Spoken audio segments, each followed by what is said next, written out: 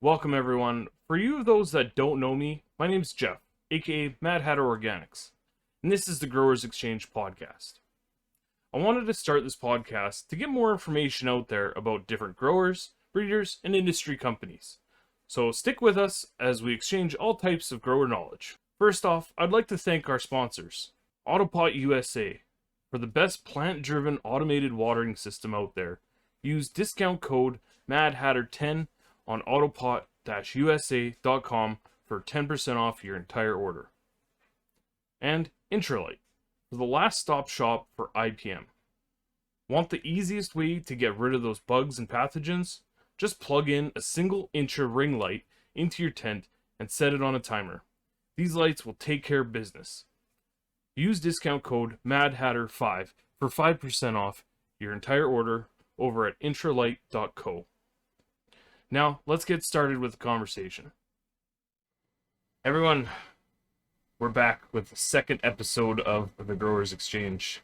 Today, I have another guest, Green Goblin 510.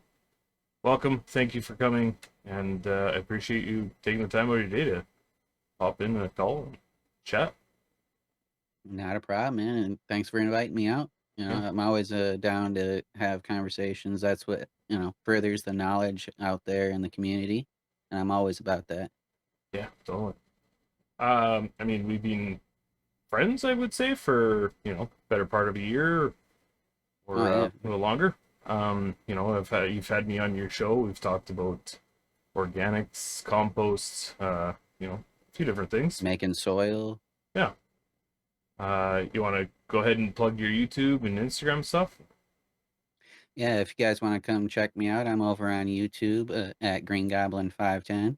I like to teach about organic living soils, growing your medicinal plants and food. Uh, and I also like teaching about Jadam, natural pesticides, and keeping pests and diseases away from your plants naturally. And then if you want to check me out over on twitch.tv, Green Goblin 510, me and Lantern and occasionally Mad Hatter and D Squad and the crew like to game it up over there. Come by, ask any grow questions. It's a chill time over there. Yeah, for sure. Um, I guess, you kind of started it off there. You like growing organics. Tell us a little bit how you got into growing organically. Well, first, I've always had a little like gardening green thumb with more, visually appealing plants like, flowers and garden beds and whatnot for like, landscaping. And then I got into smoking, and very shortly after I got into smoking slash using our medicated plant, uh, I knew I wanted to grow my own, and I started using, matter of fact, Dynagrow, which is a three-part solution. It's a salt-based solution. And I got like, I don't know, two or three harvests done with that. And I started realizing all this sphagnum peat moss and perlites, getting backed up. I got tons of it laying around. I got to go dump it outside in the back. And then you're like, oh, is that seeping down into the water table because I used all these nutrients and all. I realized there's a lot of caveats to growing with the bottled solution. So I, you know, dove headfirst into growing organically and learning everything about how to make a really great soil and how nature makes a really great soil to be more accurate. Yeah. It's kind of where I started as well, and I'm sure a lot of other people started growing salts and wanting to do better and be more self-sustaining and more responsible with what gets thrown out in your gardens out back or whatever. It's just a lot of the stuff is just a waste, and like you said, goes right into the sewer systems and into the lakes and rivers. It's not good for anything, Yeah, really. it isn't that great. And like that's what like a lot of people don't consider when legalization comes around their parts of town and whatnot, is that their water treatment facilities around wherever legalization happens is going to be worked much more heavily because the commercial growers are using salts because that's the most efficient way, business wise, to get product out the door. Now, it's not the most sustainable. It's not, in my opinion, the best medicine, but it is a very efficient way to grow. So they end up using salts, and all those salts go down the drain into the water treatment plant that's near your town and gets retreated and then used again. If you're doing anything other than that to where it's going directly to a water treatment facility, you are harming the the environment around you, unfortunately. Yeah, and I've witnessed it firsthand around where I live. Agriculture is a huge thing, huge industry in up here in Canada, and every spring, all the runoffs from all the farms, they just go straight into the lakes and rivers. One of the lakes reservoirs that I live near, it used to be an amazing trophy fishery. I used to fly fish that lake, as much as I possibly could. We used to pull decent fish out of there, and over the years, it just constantly just slow growth or slow down in fish production and quality of Less and less fish. wildlife, Yeah, less lily pads, and, like, we started natural aquatic plants and yeah, we started getting blue algae blooms, and it would mhm, just completely wipe out the whole take lake. everything. Suck all the oxygen, the dissolved oxygen out of the water. Yeah, it destroyed the lakes, so we don't have a trophy fishery in that lake anymore, and it's sad. It was one of my Oh, favorite lakes to fish. So, but yeah, I mean, it's sad, for fishing, for sport or for food, like, a lot of people count on hunting and fishing and whatnot to supplement or take care of all their food needs in some places, so it's never a good thing. for sure. Um, Maybe we could try to get into a little bit of like beginner building soil kind of stuff. For the people who are just starting to listen to podcasts, they want to you know get into that organic growing and don't really know where to start. Like myself, I was completely oblivious to what a living soil was. I thought it was just you know worms and Magical bugs and thing. everything. Yeah, it's just it was overwhelming, and I had to do some good digging for it. But after I got into it, it wasn't too bad. It was pretty easy. All I needed is this and this, and it was good to go. Yeah. But maybe you could talk about what kind of soils to build to get started. I would say the most important thing to consider when you're building the soil and you're trying to make a living soil that's organic is the compost source. That's where all your life is going to come from. That's where how you're going to get a living soil when you mix it into other ingredients. The sphagnum peat moss and the aeration and the amendments, all that stuff's really great, but it doesn't mean anything if you don't have a great compost. Yeah, agreed. So the first thing you need to do is find really great compost. Now, whether that means buying some and having it shipped to you, which is more expensive, or finding a decent, you know, compost supplier near you, it can be done, but I won't lie, it's a little difficult sometimes for people. And some people just can't find a good compost supplier near them. And that's when you may want to order some from Build a Soil or like Malibu's compost and just get a good start for your compost because that's where all the life's going to come from the protozoa, the nematodes, the fungi, the bacteria, all the good guys that you want to bring in and come down and break down all those amendments that you're going to add, whether that be, single amendments and you buy alfalfa, neem, rock dust, gypsum. You buy all the different things and you mix it yourself, or you buy a blend like Build a Soil Supplies, or like for our friends up north there, Gaia Green supplies great blends as well. Yep. You can just take that compost and those blends, take a little bit of sphagnum peat moss, mix it together, and you have a decent soil right off rip. Yeah.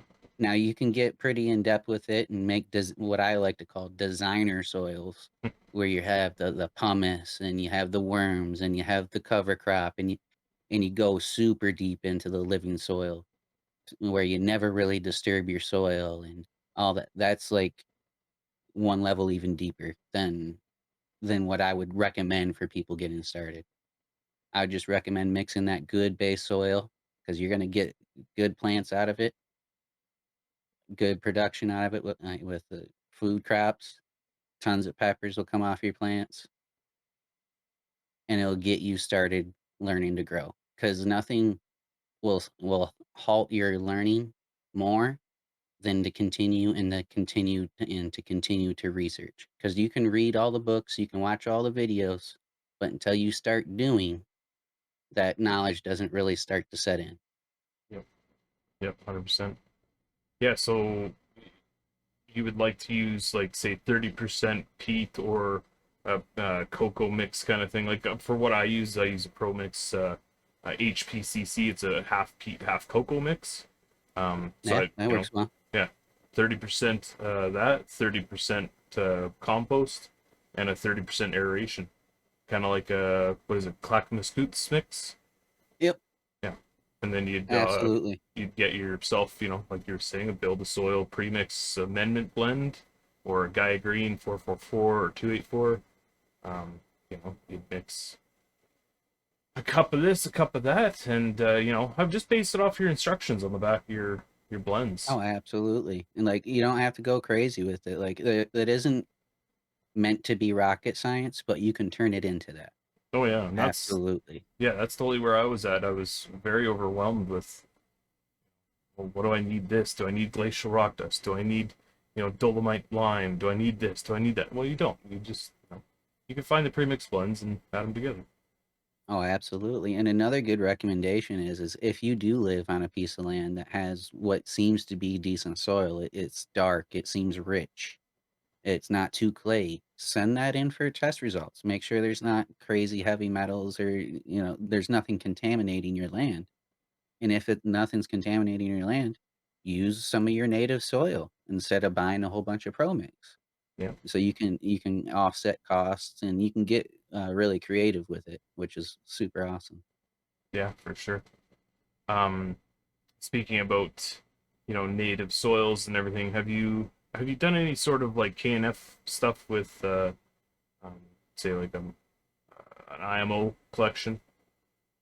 Oh, absolutely. I've done a couple of IMO collections. Unfortunately, I haven't gotten them on video because it takes a little bit of Mm, time to get the IMO collection done. You usually you build the box, you find a few spots because collecting only from one spot is good, but it's better if you can get a couple spots so you have diversity.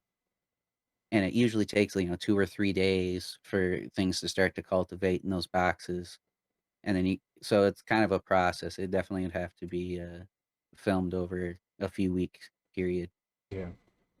Yeah, I've always wanted to take a rice box with me camping because every spring I like to go, do a men's mental health trip. I go out with a few buddies and we go to a Oh yeah. lake and we just sit out there for a week take that rice box, sit it next to a lake under some trees, around some bushes and stuff, and do a collection that way.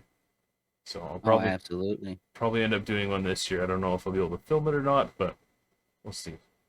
If somebody is looking for a really great video on an IMO collection, there's no better video than Chris Trump put Mm-hmm. out a video on IMO collection quite a few years ago, but he recently just put out another one like a couple months ago Nice. that is actually both in, I think it's in Spanish and in English. So if people are trying to learn, that are bilingual and they're a little more comfortable with one language versus another, check out his video. It's very in depth. He shows the collection. He shows how good the collection is, how long it took.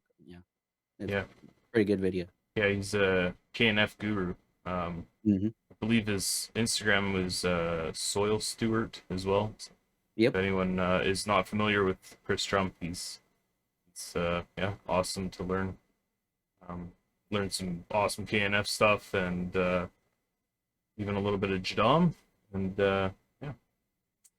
Um, Speaking of Jadam, like I believe I seen a YouTube video of yours. You did Jadam Wedding Agent. Oh, absolutely, yeah. I just did a video making a pretty large batch of Jadam Wedding Agent. Nice. You wanna speak about that a little bit? Get a little more in depth on that. I'm I Um, myself am not familiar on how to make it, so love to learn. well, pretty much all Jadam Wedding Agent is an extremely concentrated natural soap. So if you go to the store and you get the Dr. Bronner's and you mix it with the neem and you're using that to combat some pest problems, it's the same difference, except it's not Dr. Bronner's and it's not $15 for a small little container of it. So it's pretty much just a super, super concentrated natural soap that works really well as a surfactant and an emulsifier. So when you mix that in with whatever you're using for, pest and disease measures, it actually sticks to the plant longer and covers the plant better in a more even way. So the target active ingredient of whatever you're using has all the best chance to work for you. So Okay. pretty much anytime you're using a preventative spray or even trying to get rid of an infestation using a wetting agent of any kind, whether it be a Jadam wetting agent, yucca, aloe, uh, what is that, Q from Build a Soil, any of those wetting agents will work. But using a wetting agent is super important when doing preventative and infestation sprays. Hmm. Okay. Um, what's kind of the base materials to use in that Jadam Wedding Agent? Like, is it like a Chihuahua extract or No, like, what and I see a lot of questions surfing the internet around this, I honestly, like the Chihuahua or Yucca or Aloe, those are really great for both spraying on your plant and adding into your soil as a wetting agent. The Jadam wetting agent is only purely designed for foliar sprays. If some lands in your soil, that's fine, it's not gonna Mm-hmm. matter. But if you're watering the soil, drenching it, you have the potential to harm the microbiology in your soil because it is a soap and it will wash the bacteria away. Um, but what it's super great at is the foliars, like I was saying, in making sure that your expensive chemicals or even expensive natural remedies um, are being used to its most efficient way possible. And that way, you're using Jadam wetting agent, which costs quite little compared to Yucca or Q for the most used thing. So you're kind of offsetting your costs by using the Jadam wetting agent for your all your foliars, and then you can use the more expensive Q or Yucca or Aloe to put in your soil. Okay. All right. If That makes sense. and The Jadam wetting agent's made of nothing more than canola oil, water, and it has to be soft water like distilled or Mm-hmm. RO, and sodium hydroxide. No, sorry, take that back. It's potassium hydroxide. The sodium hydroxide's for the Jadam sulfur, which I'm making a video on too. But you Nice. need potassium hydroxide, canola oil, and soft water. There's only three ingredients in it. Yeah. Perfect. And that's like you make a batch of it and then you mix it in with like say a gallon of water. Oh yeah, it Goes a long stretches ways. quite far. Yeah. Yeah, you can use one ounce of the Jadam wetting agent per gallon, up to like 4 or 5 ounces per gallon if you really have a strong infestation going on. Okay. But if you're just doing some preventative, 1 ounce per gallon is plenty. Cool. I'll have to give that a try one day. I'm always looking to do different little DIY things or even, dive deeper into the KNF world. I've made a couple ferments now, plant uh, some plant ferments and some fruit ferments. So I've slowly been integrating that into my grows. Yeah, Uh, and that's the beautiful thing about like Jadam and KNF is you don't have to dive 100% into it. You can pull out a few things you wanna use from it, and usually it draws you more and more into it as you use some of those things. But you don't have to, dive fully into it like that. Yeah. Yeah, for uh, I think $3, I got a decent sized bag of brown sugar. Um, Used all my defoliated leaves and mixed it all up, added some water, and let it sit for a couple, probably what, 2 weeks or so, or a week to 2 weeks. Let it ferment, and now I have this big quart of nutrients for Oh, my plants. absolutely. It was pennies, and it'll last a long time. And, like, the that's the KNF way is the fermented plant extracts or the fermented plant juices, using brown sugar, and then the more Jadam version of that is you literally just take that plant material and throw it in a bucket with water and close it Hmm. and wait. Yeah, and you can add a little And bit of IMO stuff as well to that.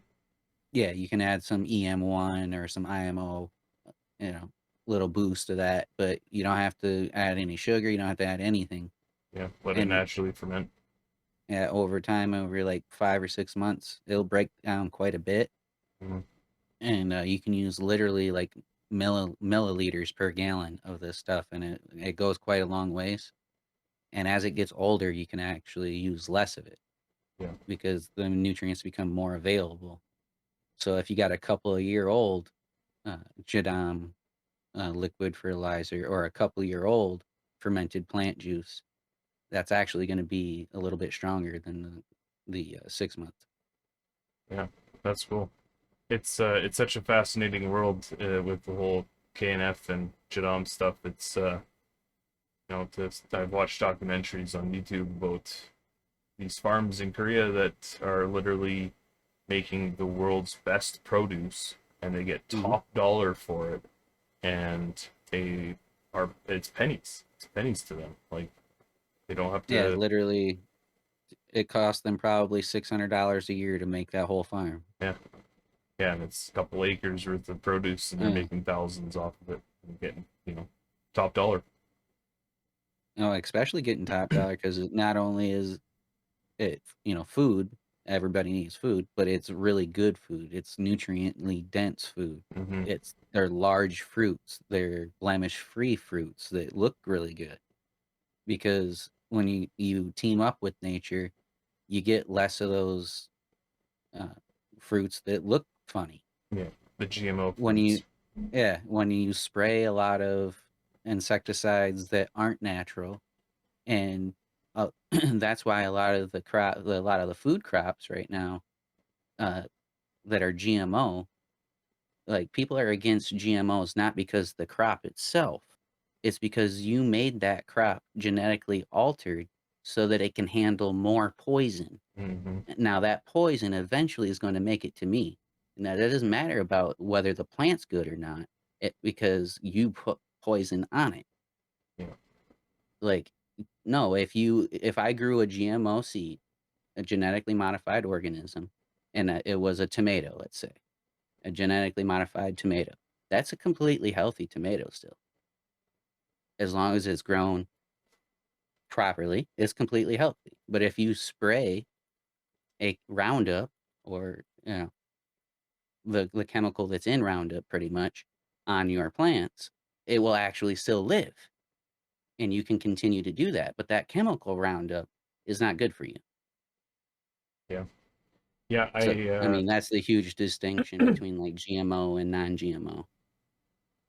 Yeah, I found a study a couple months ago about like you were saying Roundup, these weed killers and the glyphosates and everything, Hmm. and all the weed killer ingredients, they're tied to cancer found in like 80% of the population's urine samples. It's it, Hmm. it's Glyphosates are literally in everything, and it's pretty much number one cancer causing thing. It's not great for your immune system. It's not great. It can cause cancer. It causes skin issues for some people. It's just It's not a great chemical for humans. Yeah. It's just not. So it's just another reason, why we should be going down this regenerative KNF Jadam style of growing and using nature to combat nature, No, keeping things absolutely. clean and out of our systems.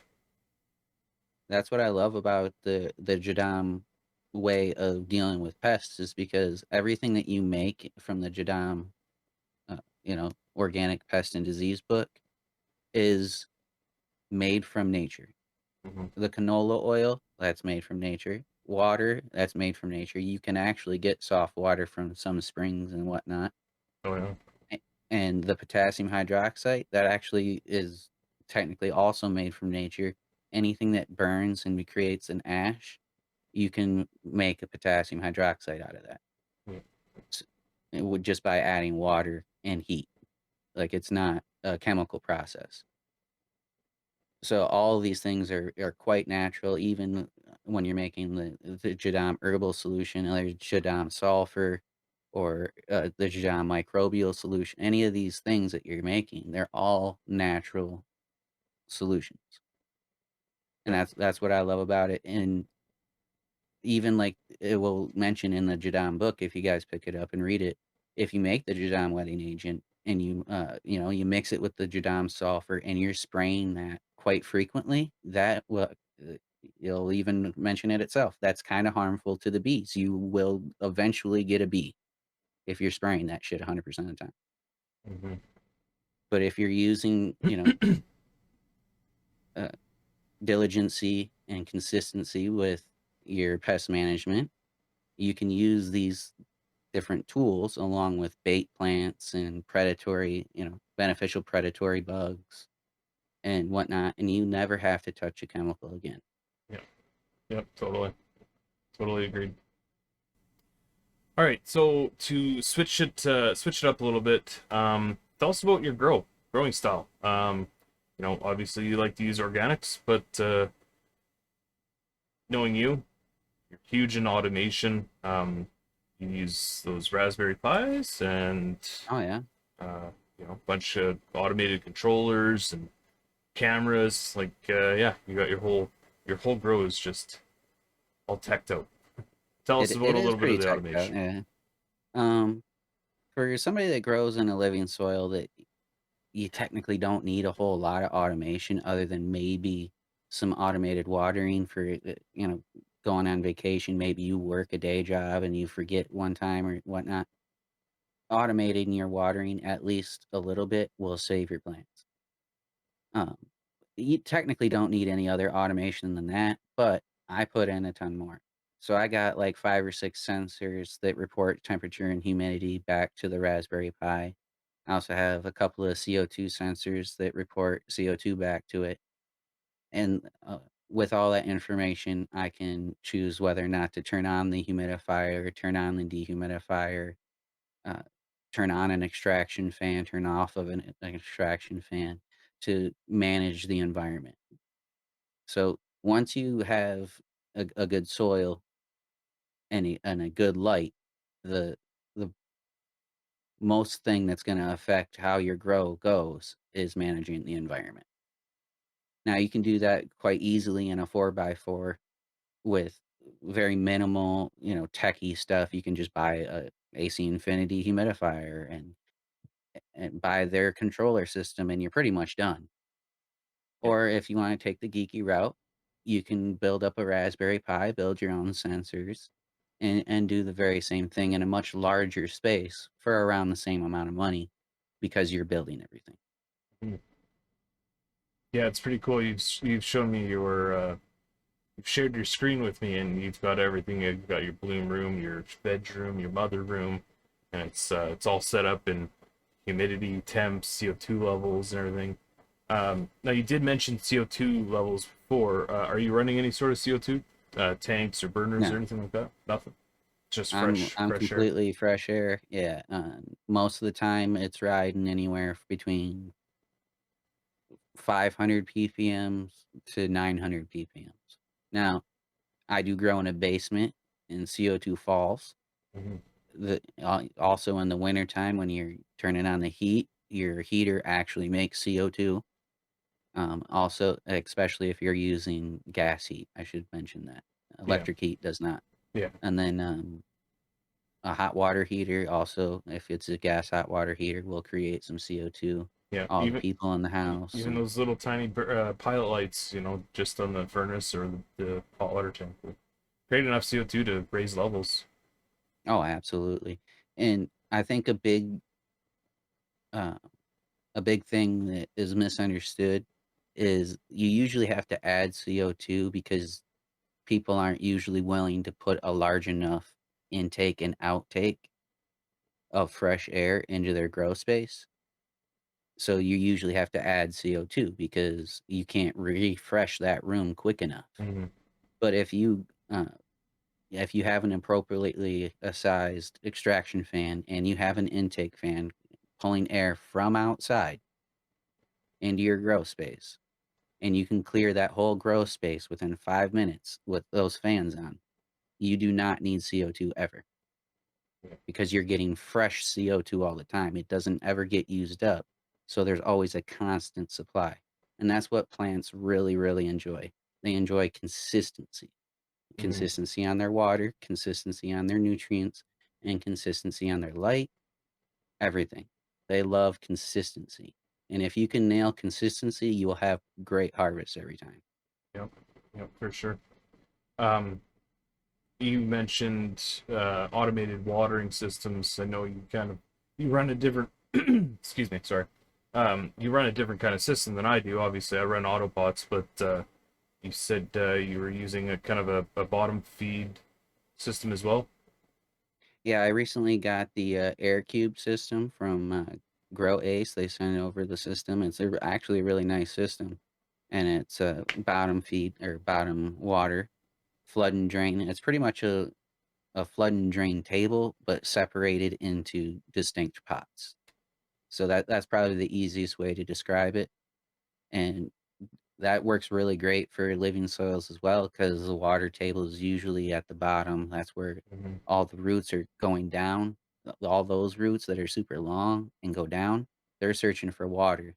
And all the roots that stay somewhere near the surface or on the surface, they're actually feeder roots looking for nutrients. Yeah. So watering from the bottom of the pot works quite well, whether you're doing it in a flood and drain table or the air cube system. Works quite well. I also have the Hydrolock system, which is a top water system, but it's not a dripper system. It mists the top of the soil. So picture, filling up your pump sprayer and spraying the top of your soil like a lot of living soil people like to do, but that's automated. Yeah. Yes, it's got the cones that come like Hmm. from the stem of the plant down to the soil, right? Keeps that Yeah, yeah, mist inside the soil area. it keeps the mist in there, and it also acts as kind of like de facto like mulch layer because it's going to prevent Yeah. evaporation from the top of the soil as well. Yeah. That's kind of a cool system. Um, Now are you a seed to harvest kind of one pot one thing, or are you transplanting from seedling to veg to final pot? It usually goes through like one stage. Like whether it's a seedling or a clone, it'll come out of like the propagation area right into a 1 gallon, and then after 3 weeks or so, uh, it'll go right into its final home, which is usually a 15 gallon. Oh, okay. So are you gonna be top dressing that 15 gallon at any point? Oh yeah, I'd say every 30 days would be a good timing on that, and then you'd want to top dress every 30 days, minus if you're going to be harvesting within the next 30 days. Mm-hmm. Yeah. Um, how about compost teas or any sort of microbial inoculants? Are you top watering any of that stuff in? Yeah, I usually get a compost tea, at least one in during veg and one right during the transition period of when the plant's starting to flower. Mm-hmm. whether that be a full out compost tea or at the very least a dose of recharge. That's it's a bunch of really great microbes and some humic acids and some molasses and whatnot. So it's kind of like a compost tea, not exactly, but a good step in. Yeah. Um, Other than that, yeah, I don't do a crazy bunch of microbial inoculants because once you do have a soil set up and you've been using that soil for a while, it, the microbes are thriving. As long as you keep that soil alive, that's the main thing. Even when you take plants out of it, you got to make sure it remains watered and it doesn't dry out because you want to keep your soil alive. Yeah. As long as you keep the soil alive, you really don't need to keep re-inoculating these microbes or fungi because they're continuing to live. But Yeah. it's still a good idea to like once a year maybe do a Jadam microbial solution, Hmm. or if you want to spend some money on your garden, maybe buy some boutique, microbes. But I always recommend getting more native microbes because those are going to last longer in your soil. Yeah. Yeah, and doing a compost tea, that'll pull the water soluble nutrients out of the compost and the amendments that you're putting in your tea bag, and and some of the microbes and beneficial bacteria and stuff, and you're gonna reintroduce that into your soils. You get a little bit of loss every once in a while with the microbes and stuff, and uh, it's always a decent idea to add some more back in. Oh yeah, even like Master Chow, who teaches the Jadam and the KNF techniques, he only uses the Jadam microbial solution one time a year in the spring to get his fields prepared Hmm. for production. Yeah, perfect. So are you reusing your soils after your harvest? Or are you gonna let them sit out, say, under a tarp or anything, re-amend them and let them cook a little bit, or are you just pretty much just dumping it in a tote, re-amending it, and using it again? Um, Sometimes I dump in a tote and re-amend, but most times I'll just leave everything in the pot that's there, and I'll either immediately have plants ready to put right in there, and what you can literally just put the plant right next to the cut stalk, and that stalk will eventually, in the next couple of months, just degrade and feed the plant, Hmm. the next plant. I'll immediately plant another plant in there, or sometimes there's a little lull, and I'll just make sure to keep those pots moist and make sure that they don't dry back too much because it's not that the the dryness kills off the microbes. It's more like it puts them in a an hibernative state, Yeah, so very it takes them a dormant. while to get back going again. Yeah. All right, that's cool. Yeah, I like to just take all my soils out of my pots. I'll throw them out in the garden. Um, we reuse them in the spring for potting plants, flowers, and more veggies and stuff. And we reuse all our soil around here, so it's always a Oh yeah, benefit. So yeah. Whether I'm directly reusing it in the garden indoors or I'm bringing it outside for the gardens out there, raised beds out there, I'm definitely reusing it. yeah. And if you make a bed inside, a raised bed inside, and let's say you're doing a 4x4, you can do a 4x4 raised bed and never have to move it ever again. Yeah. You never have to take the soil out. You just keep top dressing, doing cover crops, and that's that super deep level of the living soil where Hmm. you totally reuse everything 100% of the time, and you never even have to move it. Yeah. That's that like extra deeper level, Yeah. and if you get to that level, like it's super great because you have way less work to do because you don't have to mix soil for the next run. You don't have to clean pots. You don't have to do all this extra like post harvest pre another run type work. Hmm. It's already done. It's sitting there ready to go. You Yeah. just put a plant in it. Yeah. You can't beat that. Especially if you have worms and you know arthropods and stuff like roly polies. Uh, Oh yeah. they're doing most of the work, reintroducing more fertilizers back into the soil. You know, you added tea, you add even, you know, like the avocado tech that oh, I can't remember his name, Blue or something, or Blue Tank or something like that. Anyways, you know, adding things like that, food scraps right on top of your soil, let the worms and stuff eat them away, reintroduce all your nutrients into the beds. That's kind of what I've got going on in the greenhouse. I've got a an 8 foot box that's about 2 feet wide by about 2 feet deep, and that's I've every single time I harvest, I dump all my old soils into that.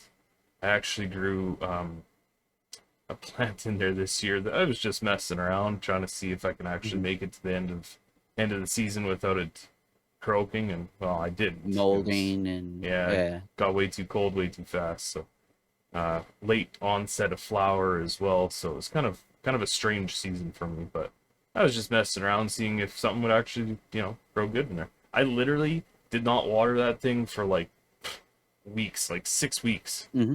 and it just kept going. You know, it held all the moisture it needed, and just had all the nutrients it needed. Just kept That's going. definitely one benefit of growing outside, especially if you built up some soil and it's just on the it's on the ground, but you kept putting soil there. Yeah. When a plant's in the ground, it's especially a medicinal plant that we like growing. It's super hard for that plant to not get enough water, especially in the areas that we live in. Hmm. Maybe in the like if you're in a desert, that'd be a different story. But Yeah. if you're in a somewhat temperate climate, it has no problem.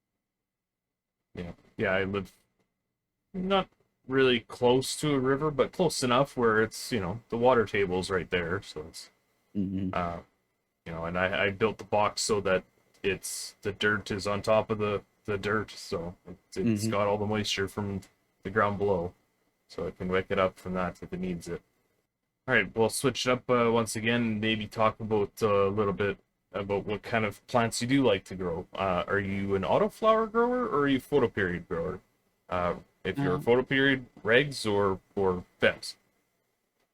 Photoperiod regs is the preference for me. Not that I won't grow an autoflower or a feminized um, plant, but I prefer photoperiod regulars because, in my opinion, over a long time of planting different plants, the regular seeds have a bit more vigor, and you have the chance to actually find something that you want. Hmm. When you get a feminized seed or autoflower, you get what you get. Like, there'll be some variation in the feminized, and there'll be some variation in the autoflower, but you get what you get, and if you don't get what you want, y Yeah, you're you're on you're the out. search again. You're on the search again, but that's what I like about photo periods is that if I get what I want, I get to keep it forever Yeah. Yeah.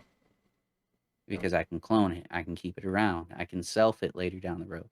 There's many things you can do when you have a solid beginning parent, Hmm. Yeah, and you're not gonna find one of those with autos or fems. yeah. Yeah, I'm not fully against autos. I grow them. I've grown them in the past. They're very temperamental to me. I've never really been able to figure them out. Mhm. Nutrient wise, they're very. I feel uh, very calcium hungry. I for some reason, fifth, sixth week into their life stage, uh, I just start seeing rust spots everywhere, and I don't know if it's, you know, VPD or if it's like not enough calcium in the soil or what, but it's literally every single time I grow an autoflower. It's happened to me. So I've switched to Yeah. photos and I can't look back. You know, I grow reg photos as well. You get so much more control over the plant when you're growing with regulars. So like you can keep a plant in veg for eternity until it gets healthy enough to flower. Yeah. You can keep a plant in veg for a long time and have it be a mother plant. You can, you know, there's lots of different things you can do when it's a regular seed, when it's a different type. you have much less options. Yeah. Yeah, there's Now, definitely pros. autoflowers are great. Yeah, autoflowers are great for people that, live in the extreme northern climates where they get, very little light. Or, they got a 2-month time period where they actually get light and where they can grow something. The rest of the year is dark, like, Hmm. certain parts of Alaska and whatnot. Yeah. Like, those are really great tools for those people. Yeah. Autoflowers for me, I might stick one in my bedroom and let it flower out, kind of play with them here and there, but they're definitely not my mainstay for Yeah. sure. Yeah. Yeah, there's definitely pros and cons for both sides of the story there. Like autoflowers are good for small, 2x2 or 2x4 apartment grown stuff. You don't want to attract too much attention having too many plants. If you can have them on a perpetual grow cycle, but you're never going to be able to keep that keeper around. But I don't have anything against autoflowers. Like I said, I grow them. I've got one growing right now, and I've grown them before, so I'll continue growing them. But they're just gonna be a fun little thing for me. Yeah. Like, But I like having the variety, but, the the one solution fits all is never the case, especially in gardening. yeah, yeah. Or, I mean, in life in general, but especially in gardening. Hmm. Yeah, if there is a way to keep that keeper around, uh, there'd be a completely different story there. But yeah, I mean, if the breeder did really well with that autoflower, you can go buy it again, yeah, yeah, and and it'd be really similar. yeah, yeah. If he brings it down to a certain generation, Mm. hopefully pulls as many traits that he wants out of it, yeah, potentially get it again. I mean, I've found some strains that are just like either like super cheesy, or there was one strain by Mephisto that was just it was just an espresso. Like you literally took an espresso shot and just rubbed it up against your nose. I miss that strain. I love Mhm. that smell. I love that taste and everything. But ever again have I found it. So oh well. Man, hopefully, you'll find it in a photo sometime. Yeah, maybe. Because that's the thing. Like, and I want to dispel a little myth right now. Anything that's an autoflower was previously a photo period plant. Hmm. End of story. There is no other way Yeah, of getting an autoflower. The parents are around somewhere, so therefore those terps are in a photo period plant somewhere. yeah, yeah. You're only lying to yourself. No. Yeah, no, I agree. There's that ruderalis strain, that little dwarf plant from Russia kind of thing, but very low yielding, very low percentages of things. But it all had to cross that photo period at some point. So, Mhm. yeah. Well, I guess kind of just wrapping it up here, we've kind of been going about 45 minutes or so. Um, do you have any other little points or DIY tricks, or little things to help out the new grower out there? Oh, absolutely. This might help a new grower, but it will help more a little bit of a larger grower. Let's say they're growing in a 10 by 10 space, and they're trying to get a humidifier for that. If people go and look on Amazon or any other place for a humidifier that does a pretty large space, or even a whole house humidifier, Mhm. they're 5, 6, 7, $800 to get a humidifier to do that type of space. But right now, I'm actually building a humidifier for that large of a space for like a couple of $100 that I'm actually going to be integrating into the Raspberry Pi and using all that information that I get from the sensors to turn on or off that DIY humidifier. Nice. What if you don't want to give away too much or whatever, but what kind of tools and parts and pieces do you need?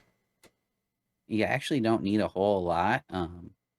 Some silicone to seal up some things, like a 15-gallon like tough tote from Lowe's, Home Depot, or whatever, uh, like a 4-inch PVC pipe, and there's 10 or 12 head is what they call it, 10 or 12 head pond foggers, Mm, in which they're like little ultrasonic foggers that when you put them in a pond or a bucket of water, it ultrasonically makes a ton of mist, just like the cool mist humidifiers that you get at a store for your bedroom or whatnot. yeah. But this is on a much larger scale. So it's 10 or 12 heads, and you put that in the tote, and then you have a simple like a little Vornado fan or a little desk fan. Mm, And it's about yay big. yeah. 6-inch And PC fan or whatever. yeah, yeah. Yeah. You cut one hole in the lid, you put the fan on that hole, and you cut another hole in the lid, and you put that 4 inch PVC pipe in there Mm, to have a little, direction for the mist or humidifier to go in. And you close it up, silicone around the holes for the fan and the pipe. yeah. And that's pretty much it. Yeah. Uh, Sounds like you can make that for, I don't know, $80 or $100 or so. Pretty cheap. yeah, the it's almost 200, only because the 10 or 12 head pond fogger is actually like 100, $130 on its Oh own. yeah. Yeah. But it it's actually quite large, and this actually is the power supply to it, and people think it looks Holy Jesus. Yeah, it almost looks like quite a mean old familiar. looks like a mean Yeah, old driver, yeah. and that's pretty much what it is. It is a DC constant power supply, aka a driver, Yeah. and you plug it in, and then you plug this end into the 10 head ultrasonic mist thingy, Huh.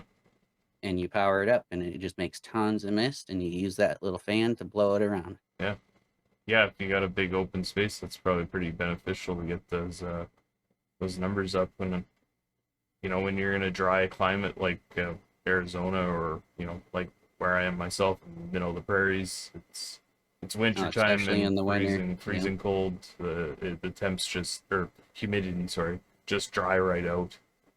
I think I'm at like 20 or 30% right now. Yeah, yeah, I've got my humidifiers and stuff going, so I'm at good RH. But once the lights go down, you notice that big boom, this huge drop in RH, and then it starts to climb back up again. But yeah, we're supposed to be getting well, minus 21 Celsius here in the next couple days, so I think that's around.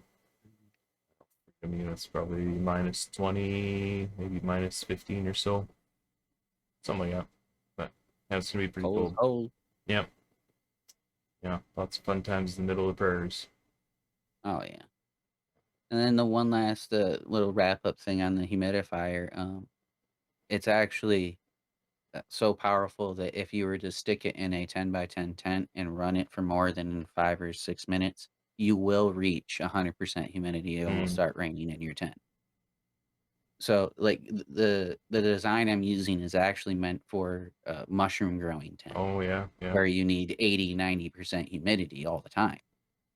So, like it's super overpowered for plants, yeah, but that's exactly what I needed for a large space. yeah, yeah. And if you And hook that up to a controller, it's mm, on and off all day. mhm, I should be able to keep my 13 by 12 larger room at a 60, 65% humidity all the time, even in the winter now. Perfect. Yeah, it's always nice to have those little DIY projects and stuff. I've got a couple of them that I've done around my tent, keeping my dehumidifier outside of my tent so it doesn't create so much heat inside. Hmm. I made a little plenum that just goes right over top of the filter. Took a 4-inch dryer duct hose vent and right into the tent to suck it through and pushed it right out. So the hot air is not blowing into the tent and creating nightmare temperatures and environments and stuff. But it's always a yeah, that DIY aspect of growing is what has me intrigued a lot too. You know, it always gets my brain going, and I'm always constantly thinking of what can I do next to make Oh, something better. absolutely. I would like to give a word of caution to people about DIY though, because there is a fine line Mm-hmm. of where DIY makes sense and where just buying the product makes sense. Yeah. Because sometimes, unless you, I'm blessed and I have a bunch of tools in the garage. I have friends that have a lot of tools. Therefore, I don't have to go buy a bunch of tools when I go to make a project. A lot of people don't think about things like that. They go, "Oh, well, I seen somebody make this humidifier for $200 and it performs like a $600 humidifier." This is true, but do you have a drill? Do you have a drill with a hole saw? Do you have a decent knife? Do you have these tools laying around? If not, you're gonna have to go spend $100 on a drill, Mm-hmm. $20 on a knife, and you know. So there's a fine line between saving money doing it DIY and just buying the product. Yeah. Now, the larger products like a huge humidifier, you're gonna save money doing that. Even if you have to buy some tools, you're gonna save money doing that. Building your own raised beds instead of purchasing raised beds, you're gonna save money doing that. You're gonna need a skill saw. You're gonna need some drills. If you got those tools, you'll save money. So always kind of do that, weigh the pros and cons to the DIY because sometimes you'd be quite surprised at how much you could buy something for, and it'd be way cheaper than what you could build it for. Yeah. Yeah. Totally. Some some good advice. And also to touch on that is don't mess with electrical. If you don't know what you're And yeah, doing, don't touch it. It's the you're gonna easily set your house on fire. unless And you're dealing with DC electronics, which means like little electronics like this, little vaporizer thing, or little electronics, you will hurt yourself yeah, if you yeah, don't know what you're doing. yeah. I brought an electrician in to wire 30 amp service into my room here. I wasn't gonna touch the fuse panel. I don't, Now, you know. I'm a little crazy. I did it myself with my father and whatnot. But we're like an engineering family. My grandfather is a master electrician. Yeah, My father's a controls engineer that works with all different types of electricity and industrial applications. So we kind of know what we're doing. But if you don't know what you're doing, definitely do not. Even if you're following a DIY video of mine or of Jeff's or somebody else's, if you don't know what you're doing, contact an electrician. yeah, exactly. And if you go and do that and mess something up and it causes a house fire, you're kind of hooped. Like you're not insured. You never got signed off on a certified electrician, so your insurance isn't going to cover you, and you just lost your entire house because of Luckily, that's not the case for us, but it. that is the case for many, many Many, people. many people, yeah, for sure. Well, I think that kind of wraps things up here. You want to give out your socials, plug your socials once again, and things wrapped up. Oh yeah, like if you guys like a little bit more information about growing and DIY stuff, even some tech related stuff, come visit me over on Green Goblin 510 on YouTube. If you want to chill and play some video games, hang with me, Matt Hatter, Lantern, the boys, ask some grow questions, come visit us over on Twitch. And if you want to check out my Instagram, I'm not very active on there, but it's Mm, Green Goblin 510 as well. And that's about it. Yeah. yeah, yeah, and I'll link all your socials down the YouTube descriptions below. If you're on YouTube, don't forget to like, share, subscribe. Do all those things. Just kind of a given nowadays, but yeah, Feed the YouTube algorithm. yeah, Feed it. yeah, exactly. That's why I'm bringing out these episodes. Get that algorithm pushed out to some more people. Get that knowledge of breeders, growers, industry companies out there. Um, yeah, just keep feeding knowledge to people. And you've been a really good source of knowledge for me. I've bounced so many questions off of you, and I appreciate everything you've done for me over the past, year, 2 years now that we've been friends. So I appreciate you Not coming a on the problem. show, and I appreciated every ounce of knowledge that you've given me. Oh, not a problem. It's my honor. I love when people get that little spark in their eye and they're like, "Oh, I figured it out. That Yeah, makes sense." I love seeing that. So, totally. Well, everyone, I appreciate you guys for listening. If you guys want to leave a review, it would be very much appreciated. Whatever platform you're watching or listening to this on, it will be on Apple, Spotify, and YouTube. Um, so yeah, please just like, share, subscribe, comment, review, all that stuff, and we'll see you on the next episode, guys. Thank you very much, Goblin. We'll chat with you again. well, thank you for inviting me. It's a good one. Yeah. All right, everyone. Peace out. Later.